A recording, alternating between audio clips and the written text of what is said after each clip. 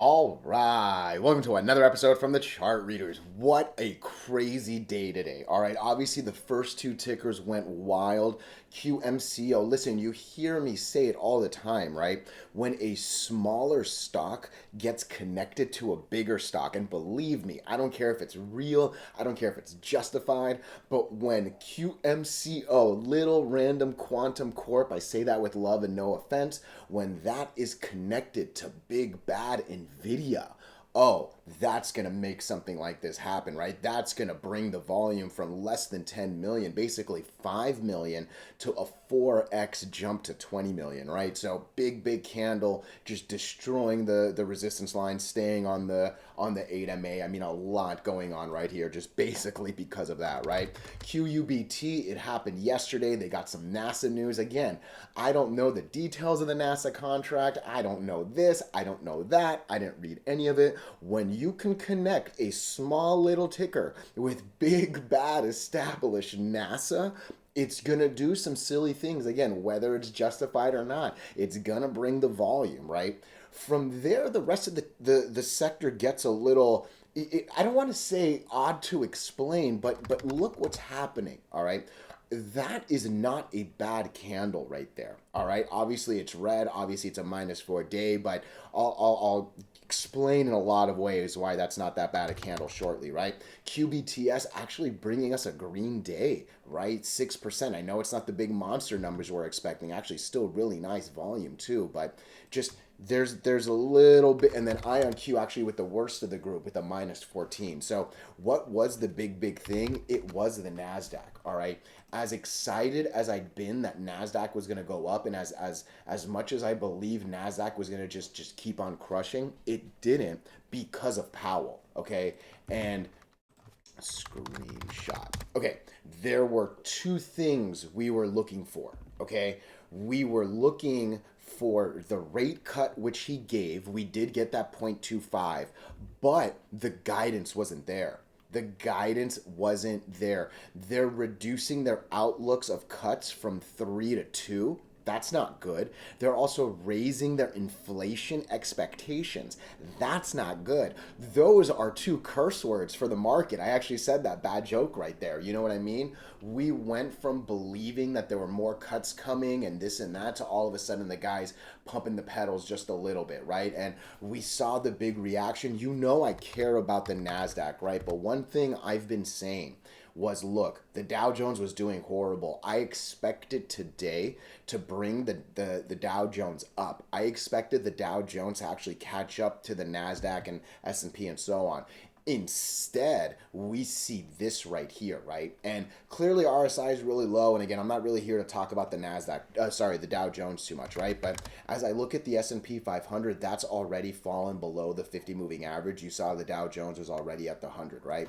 I'm here kind of expecting this thing to fall to maybe the 50 moving average, all right? We've now seen the reds over greens take over instead of the greens over reds, right? We're reacting. And look, by no means do I think that the market is going to crash. By no means am I truly like fear. But I gotta respect what's going on around me, right? I'm glad he did what was good for today, but the problem is we care about tomorrow, right? We're here buying stocks today to expect good things tomorrow. And Powell just said some bad things on his side for tomorrow, right? So that's really what's impacting everything. And like I said, my expectation is Nasdaq's gonna follow instead of the other ones following NASDAQ. I don't think we're going to go below this golden line. At the moment, I don't think we're going to go below the 50 moving average, all right? Obviously, technical analysis is here to set expectations and adjust to be incorrect, okay? Hopefully, no, I'll get into more details later. That was a long intro right there. The main point is this, all right? I've been talking about the calm ocean. I've been talking about the calm ocean of tech helping these stocks, right? Right now the ocean ain't calm, but these are still doing well. And I promise you, I'm not here to change my rules. You know what I mean? I'm watching cautiously and as excited, as easy as it is to be excited about 103. Like these are everything still looks good on a number of these tickers I'm about to talk about. I gotta respect what's going on. All right, so that's gonna be the overall theme for this. I think this was pretty good opening thoughts, but before we do go any further and I give you more of my thoughts and opinions, what are we gonna do? Same thing we always do, right? We'll take a look at the daily and the weekly to see how these things are setting up short term. We have our 5 moving averages. There are horizontal support and resistance lines that I do draw manually myself. And then when we are done up here, we'll use the MACD, RSI, and volume as our lower indicators. Hey, really quickly, if you can, please subscribe to this channel. Share this video online with your friends. Comment good or bad if you disagree. Look, anything you can do helps so much with these YouTube algorithms. But for real, just being here, giving me your time, oh, I'm so grateful for it. All right, so let's get into really the first two. I'm probably going to chapter together, and then I'll get into the other ones. But these first two were very much news driven. And you look, I'm a technical guy, right? You're here watching some guy talk about these colorful lines and make guesses of where the candles are going to go, right? But I sincerely believe no one reads articles. All right. I also believe robots are the ones that are like trading, right? Like it's all algorithms and stuff. So you got to believe that what I see are people looking at headlines, people making some sort of assumptions with the headlines and running. When the headline includes a random little stock and a big established company, right? With this one, it's Nvidia. With which one was it? It was QU. God, they're also similar with QUBT. This was NASA, right? Those are two really big names. Let's be honest. Those are two names of companies with really deep pockets, right? NASA is government. Government has the deepest of pockets, and Nvidia arguably is the #1 company in the world. Nothing's going to be deeper than that, right? So there's a lot to be said. There's a lot of excitement that comes with it. And again, I'm not here to care if it's real. I'm not here to care if it's justified. I'm just here to ride it until it's gone. And I actually think it would have kept going, but I have to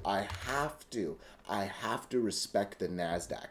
As excited as I was on that uptrend, and it actually started back here if you've been watching for a while, I now have to respect what's going on. All right, I'm not here thinking we're gonna lose the golden line. I think that's a little too aggressive.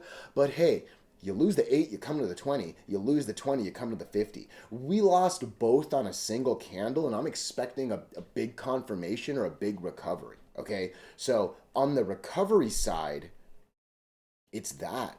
I want to be a little bit in this candle right here, right? 19,600. I think 19,600 becomes the first attempt to recover. And again, we're going to need to do a little bit more, obviously get over the 8 moving average, right? Otherwise, where's half? Oh man, yeah, that's next. Otherwise, 19,200 is next. After 19,200, it would be that 19 flat. Okay, that's basically what I'm looking for. And again, for me, it's driven by the unison in the indices. The Dow Jones has already gone substantially below the 50 moving average and is knocking on the door of the 100 moving average, right? S&P 500 is already below. Again, it's only a single candle. This one lost 3 instead of NASDAQ's 2, right? So there's arguments for overreaction. There's this and that. At the moment, I need to see a couple candles, right? But I'm assuming NASDAQ's is gonna hurt, and the ocean went from the calmest thing where I kept saying our dinky little tickers can keep going deeper and deeper to, oh man, I don't know if you watch Deadliest Catch, but we are in the middle of the tundra, the Arctic tundra right now, right? We are swimming as we're trying to get to the harbor and blah blah blah. I'm making some bad analogies, but the ocean ain't calm anymore, and I gotta respect that, right? So look, I see QMCO actually dropping. Oh man, it's actually trying to make a good little recovery right now too. I saw it in the I don't care much about after hours, right? To me, after hours doesn't matter as much as regular hours, but I'm expecting this to either come down to 39 Or look, at this point, I mean, we're at a place where I got to draw the next line up, right? I don't think we've broken that yet, have we? Oh, wow, we have. So, we are at the gap fill border right now. My goodness. Good for you, QMCO. Where's the line? Where's the next line? Let's use, oh, I don't want to use the bottom of that. No. I like that line. Okay, I think those are the next lines. I think we're either going to go up to 69. Now that I see this 55 right here, I think this candle might be the next one. So look, this is what I'm looking for, all right? If we can break this 55.50, and clearly we're over it right now, right? There's a difference between being over and breaking, right? But if this thing was able to continue, it's going to go to 69. That's a little bit more than a 10% move. Clearly, if it gets over that, the gap is going to continue, and you see that the gap is in the deep 80s, right? I legit am worried about NASDAQ. I think that 48 number that I just flashed, sorry to zoom in and out so much. I hate when I do that. I'm sorry. I think this is a decent candle. I'm clicking on the March 22 candle. I think it'll come to 48, and if that 48 fails, I really think there's a chance that this can come to 39. Going from 60 to 40, that's a 33% loss right there, right? You're losing one set of 20 and you've only got 3 of them right there, right? So there's a little bit of a scary risk reward right there, right? I'm not drawing that 48 line either. I don't think it's that strong enough to actually draw, but again, it is a back of the pocket number. Yeah, if we can get over the close of the day, what was the close of the day? Was that if this thing starts to go to 60, maybe 80 cents, 60, 50, something like that. Yeah, I think 69 is real. I think I'm leaning a little bit more down there. More than anything for 2 reasons. Number 1, the NASDAQ. Number 2, as much as I love saying red, red, red to green, green, green, green, green, green can be a real scary red, red, red, red down. And like profits go away faster than they come. I'm not here glorifying diamond hands or any silly stuff like that. You know what I mean? So just be careful out there, right? Be careful out there. That's more than anything what I'm really always here to say. Unless it's calm and we say, hey, let's just go.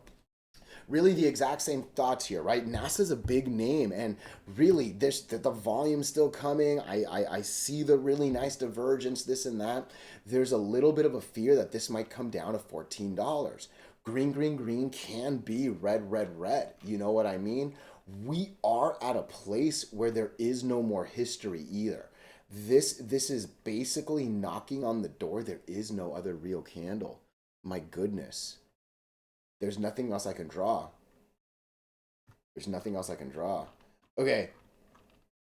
Are we already testing 50%? That's basically where we're at right now. Look, I wouldn't draw this line right here. I don't think that that's a strong enough candle to draw a thing on, but basically 50% is what I would click on, right? 2270 is an important number. If you lose 2270, you're going to very quickly come down to 19. If you lose 1917 on QUBT, it's going to fall to 15. There's nothing that's going to save it, because green, green, green, red, red, red. There are 2 sides to every coin. I love me some red, red, red to green, green, green. But hey, there's every action has that reaction, right? So be careful. NASDAQ scary, but again, if this gets over 25, let's call it 75, let's call it 25.80. Oh, this thing's gonna keep going. Again, you've got big name, little ticker, right? So I think that's pretty good for these first 2 right here. Let me know if you disagree. You know I'm never here to pretend I'm always right, right? Disagreement's a beautiful thing.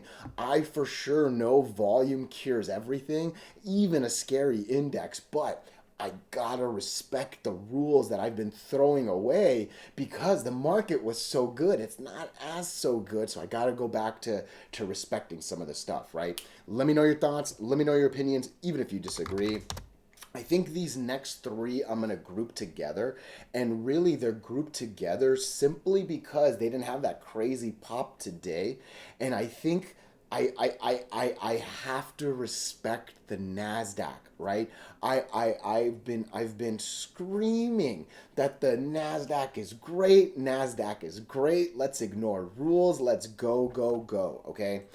NASDAQ ain't great right now. And believe me, there are really, really, really, really good arguments that this was an overreaction, that this was that. And I promise you, I am not here screaming crash. I'm not here screaming get scared, this and that.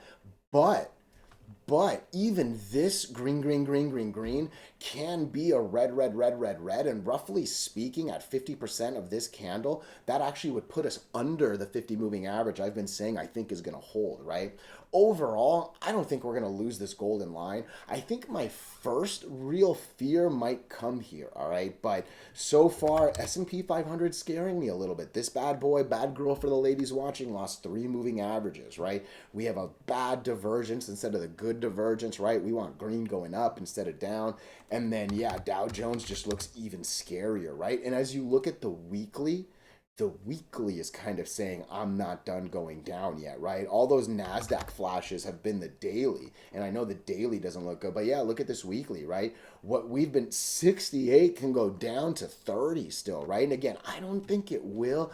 I like that the 20 moving average is creeping to the golden line. I think that gives me a little more confidence we won't go that below that right there, right? But yeah, all of this makes me worried, right?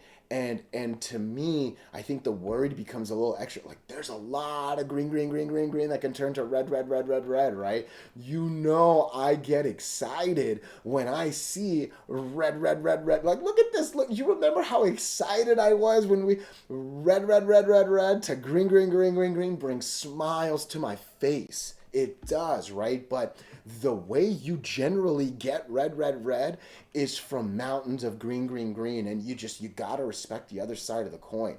I do believe we're at least gonna come down to the 8 moving average right now, around 777. I think there's a real decent chance this is gonna come down to around 540 if I have to guess. Basically 50% of this biggest candle in the moment right there, right? Look, technically you are bullish if you're over the 8 and the 20, right? The problem is the fall from the where we're sitting now just to the 8. That's a pretty scary fall, let alone the fall all the way to the 20, right? So hey, it's nice that some dude is saying it's still technically bullish, but oh, that's a scary fall, right? That said, look, golden lines are stronger and they're supposed to be strong for a reason, right? I would say, given how bad NASDAQ was, that's a strong candle. When the NASDAQ is losing multiple moving averages on a day and you're holding not only the moving average but a golden line on top of big 200 almost 300 million volume, there's a lot of strength that you can really squeeze the juice out of. But I have to go back to respecting the rules, right? If we do get over $11 and let's call it 11.50, maybe 11.25, something like that, if we can get over this candle, hey, believe me, the golden line is going to do some good things and it will go up, right? But I gotta respect the lines. I don't even think I want to draw the next line up. Maybe I'll be wrong. Believe me. Let me know if you disagree, right? But I gotta think that the RSI is gonna come back to this 50, give or take, instead of living in the 80s that like it's been, right? Beautiful run. Bank those profits if you haven't. I'm not here to tell you buy and sell. You know that, right? But I'm never here to glorify diamond hands. That's some nonsense right there. You know what I mean? The next one is QBTS, and exactly the same thoughts right there, right? We're sitting all the way up at basically 9. If we were to come back down to the 8 moving average, that's $6 right there. You're basically giving up 33%, right? Again, you're for sure bullish over the 8, but that's a bad fall right there, right? You're actually still bullish over the 8 and the 20. And if you fall all the way down to that, that's going to be a little hard to swallow. You know what I mean? And you've seen it. Red, red, red turns to green, green, green. Believe me, green, green, green becomes red, red, red, right? So, just I'm here respecting the markets. That's all I'm doing. I've been ignoring my rules for weeks. There are moments where you can get away with things, right? There are other moments when you just can't, and I'm at least gonna respect this moment. I'm waiting for tomorrow's confirmation. And again, let's be honest, right? Like a lot of people are gonna go on vacation. A lot of people have already and when I say people, let's talk about like the fund managers, right? The people that are moving billions and millions, not the silly little money that I have, right? I'm a no, I'm not even a drop in the bucket. I'm like the little mist that comes after that drop hits the bucket. You know what I mean? But the people moving money are going on vacation, right? They've already hit their numbers for this year. They've already missed it so bad for this year that they're focusing on next year, right? So I can see things slowing down. Let's let Trump kind of get into the office. Let's see if he does his deregulation stuff. Let's react from there. That's kind of what I'm expecting, right? So again, if this was, I'm not going to draw the lines up, but if this thing keeps going, oh, I have the line. It's 11 up there next, but yeah, it's just I might be 100% wrong, but I feel like coming down to the 8 makes more sense than going up to the golden line right here. Last but not least is IONQ. Man, I thought this thing was going to keep going into all-time highs. Clearly, the market had other plans for it, right? Big candle right here. That's not confirmation, right? Even though we were over the line. And obviously, this one got the biggest reaction actually from the market dropping. So look, I'm here respecting the NASDAQ. This should be hard to lose. 34.18. You got two moving averages right there, and it's really a strong point. I would be scared if that's lost. I don't know if that 31 is going to be strong enough to lose two moving averages, and that might be a bad fall. But I think the one thing with IONQ is it has the two moving averages so close. Maybe this one's a little bit better, but hey, this one already took the 14% today. So in some ways, this one took what those other ones might, right? So look, let me know your thoughts. Let me know your opinions for sure, even if you disagree, right? But I gotta add a little caution here, all right? You know I appreciate you so much.